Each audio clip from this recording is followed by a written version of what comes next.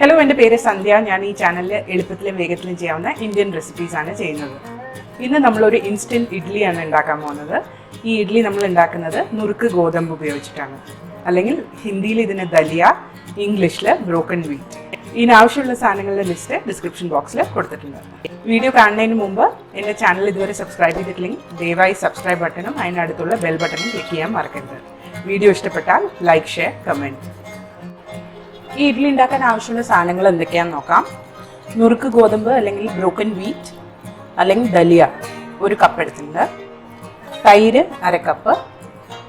Carrot grate ചെയ്തത് കുറച്ചെടുത്തിട്ടുണ്ട്. മല്ലിയില ചെറുതായിട്ട് അരിഞ്ഞത്. ആവശ്യത്തിന് ഉപ്പ്. ബേക്കിംഗ് സോഡ അല്ലെങ്കിൽ ഈനോ ഏതെങ്കിലും ഒന്ന്, ഫ്രൂട്ട് സോൾട്ട് ഏതെങ്കിലും ഒന്ന് ഉപയോഗിക്കാം.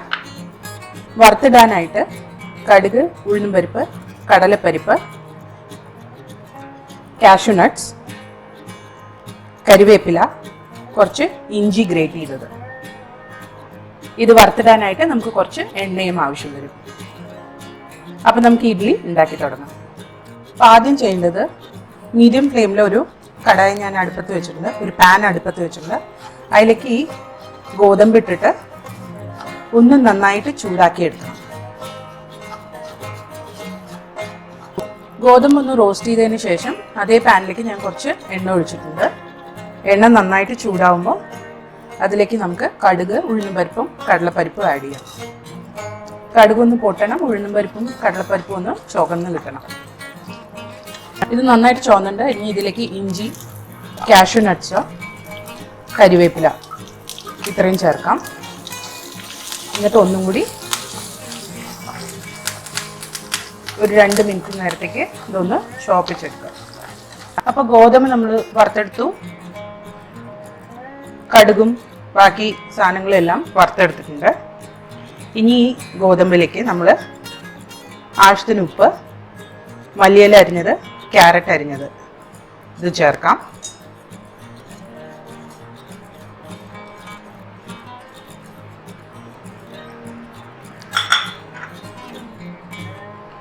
ഒന്ന് മിക്സ് ചെയ്യുക നന്നായിട്ട്. ഇനി നമ്മൾ വറുത്ത് വെച്ചിരിക്കുന്ന ഇൻഗ്രീഡിയൻസ് ആഡ് ചെയ്യാം.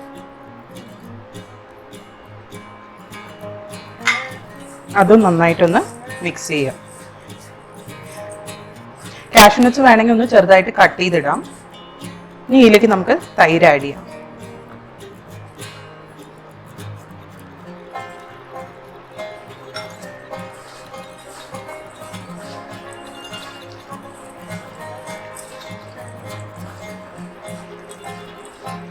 ഇനി ആവശ്യത്തിന് വെള്ളം ചേർക്കാം.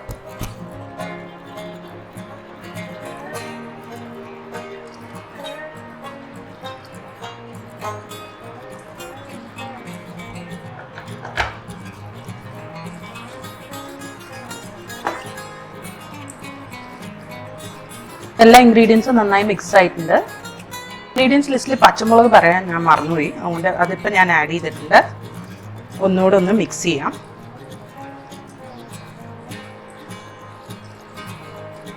ഇനി ഇതൊരു 10 മിനിറ്റ് നേരത്തിന് റെസ്റ്റ് ചെയ്യാൻ അടച്ചു വെക്കാം.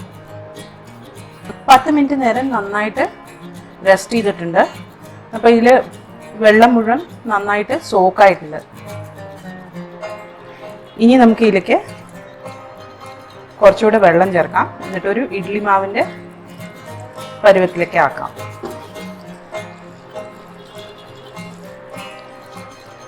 ഇതിലേക്ക് നമുക്ക് സോഡ ചേർക്കാം. സോഡ അല്ലെങ്കിൽ ഫ്രൂട്ട് സോൾട്ട്.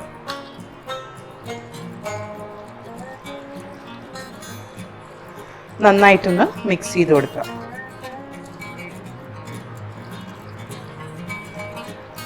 എന്നിട്ട് നന്നായിട്ട് എണ്ണ പുരട്ടി എടുത്തിട്ടുണ്ട്. ഇനി ഇതിലേക്ക് നമുക്ക് ഈ മാവ് ഒഴിച്ചു കൊടുക്കാം.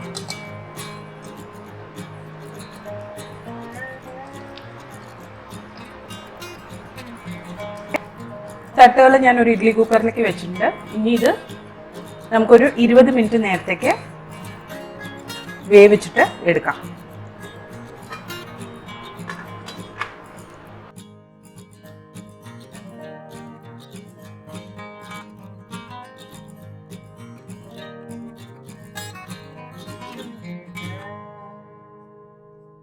ഇഡ്ഡലി റെഡി ആയിട്ടുണ്ട്. ഇത് പെട്ടെന്ന് തന്നെ ഉണ്ടാക്കിയെടുക്കാം.